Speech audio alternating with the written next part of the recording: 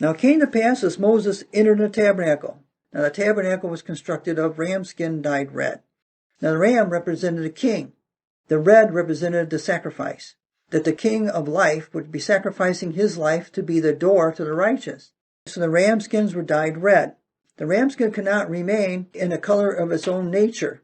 It had to be changed. And God says, I don't accept you as you are. You have to be changed. In other words, your heart has to be as the ram skins dyed red. Not that which is natural, but that which is supernatural. So it came to pass, as Moses entered the tabernacle, to be in the tent of worship where his faith would be expressed through these tokens. The cloudy pillar descended as a shining fire, or as a thick fog. It descended and stood at the door. It rested about the door, or which represents the state of the conscience. Okay, now this was an open sign concerning the state of the conscience, whereas our faith in Jesus Christ, we labor with the concealed sign. The concealed sign cannot be seen except by the anointing. The anointing shows you the sign. This is what Jesus was telling to his apostles, okay, and regarding himself.